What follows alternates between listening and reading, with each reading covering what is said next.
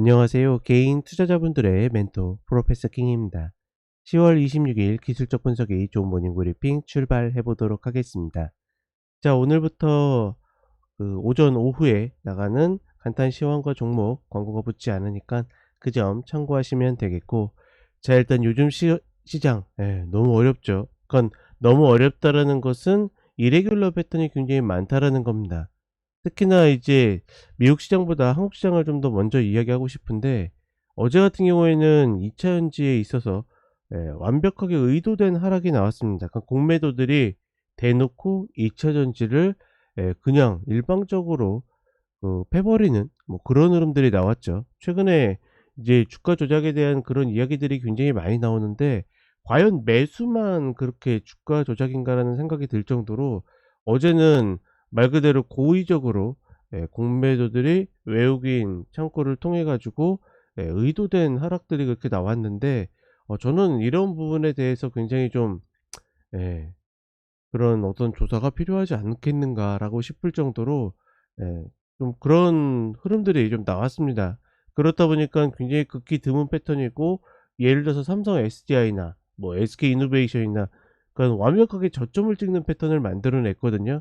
적어도 저점을 깨지 말았어야 됐는데, 어제 그냥 그렇게 무참히 다 저점을 깨버렸다라는 것은 그러니까 무리 시장이 수급의 질이 좋지 않다, 뭐 이렇게도 이야기할 수 있지만, 너무 대놓고 저렇게 매도 쪽으로 거의 조작에 가까운 흐름들을 보이고 있기 때문에 매우 비정상적인 흐름을 보이고 있다. 그리고 지수적으로는 뭐 그 저점을 깨지 않았지만, 오늘 이제 그 단기 쌍바닥을 또 시도를 의도를 죄송합니다.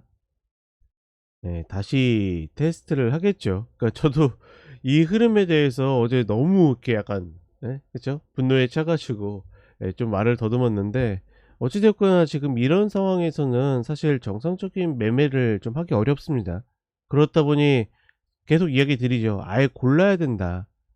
피하거나, 아니면 그냥 존버하거나, 아니면 계속 매매해 가지고 잘리고 다시 조금 더 저점에서 사고, 잘리고 저점에서 사고, 이런 방식으로 가야 되는데, 사실 어떤 것을 선택해도 지금 장은 만족하기 좀 어려운 그런 장입니다. 따라서 잘 견뎌야 된다라고 보고 있고, 미국 시장 같은 경우에는 우리 시장과 좀 환경이 좀 다르죠 지금.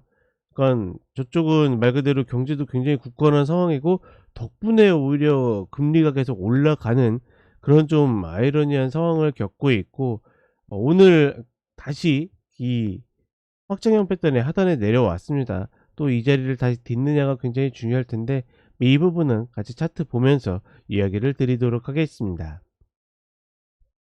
자, 먼저 나스닥 30분 선물 흐름을 보게 되면, 얘네들이 이거 가격 박스거든요. 그러니까 좀 찍고서 고점 올라왔는데 바로 여기서 꺾여서 또 내려가고 있죠. 이런 흐름들은 별로 얘네들도 좋은 흐름은 아니다 라고 이야기를 드리고 싶고, 지금도 이제 다시 7시부터 거래가 시작됐는데 하락해서 출발을 합니다. 실적 발표 이후에 예를 들어서 어제 그저께죠. 구글 같은 경우에도 시간외에 발표를 하고서 밀려 내렸죠. 어제 하락 같은 경우에는 구글이 거의 10% 가까이 빠지면서 전체적인 흐름을 좀 이렇게 좋지 않게 만들었는데, 중요한 거는 이게 실적 발표 뜯어보면 그렇게 나쁘지 않았어요. 매출이나 막 순이익 이런 것들이 오히려 올랐습니다. 근데 세부적인 내용을 가지고 이제 태클을 거는 건데, 대체적으로 어떤 실적 발표를 하게 되면 최근에 이제 미국 시장 같은 경우에는 잘 나와도 이렇게 태클 걸리는 경우들이 많아요. 즉 뭐냐면,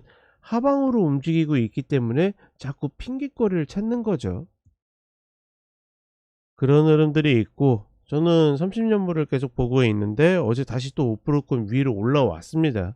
적어도 지금 저는 이 구간까지는 내려와서 왔다가 찍고 움직여야 된다라고 보고 있는데, 계속 그렇지 않고서 이 구간조차도 내려오지 못하고 있죠. 앞서서 이야기 드렸던 것처럼 이제 뭐 경기가 워낙 굳건하게 움직이고 있다 보니까 금리 하락에 대한 어떤 기대감이 좀 떨어지는, 그러면서도 경기 침체는 올 것이다 자꾸 이야기하는 거 보면, 시장의 어떤 많은 상황들이 굉장히 이렇게 상충하는 것들이 많다. 다우 같은 경우에는 뭐 하락폭이 크지 않지만 뭐 이렇게 딱히 참고할 흐름은 아니라고 이야기 드렸고, 나스닥 같은 경우에는 다시 추세 라인 하단까지 내려왔죠. 제가 이 확장형 패턴에 대해서 어려운 이유 이야기 드렸죠.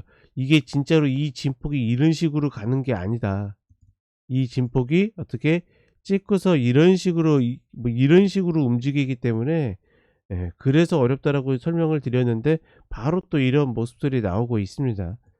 우리 시장이 뭐 선행한다라고 볼 수도 있겠는데, 그거는 어떻게 보면 약간 경광부회 같은 뭐 그런 느낌이 좀 있고 억지로 갖다 붙이는. 그다음에 S&P 500도 어정쩡한 자리에서 반등하는 모습을 보였는데 결국은 다시 깨고 내려오죠. 4100 라인, 이 라인을 다시 테스트할 가능성이 조금 더 높아지는 그런 모습이고, 재밌는 거는 오랜만에 그 외의 그 흐름을 보게 되면 어제 밀리긴 했지만 이제 니케이나 뭐 중국이나 이런 흐름들 보게 되면, 그러니까 우리 시장이 얼마나 지금 굉장히 수급이 박하게 움직이는지를 알 수 있다.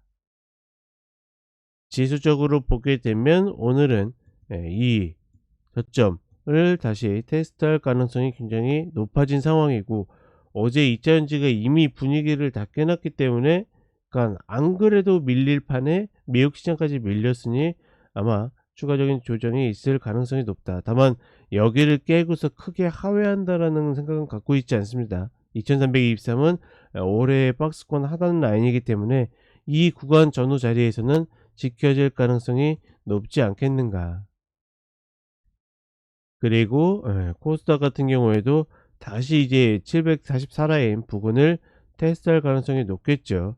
그러니까 오늘 같은 흐름에서 예를 들어서 먼저 조정받았던 2차 전지가 뭐 시가 저가로 해가지고 양봉을 보인다라고 그러면 모르겠지만, 그렇지 않고서 추가적으로 또 밀어내린다라고 그러면, 결국은 초단기에 이 구간을 쌍바닥을 지키느냐 마느냐가 굉장히 중요할 것이다.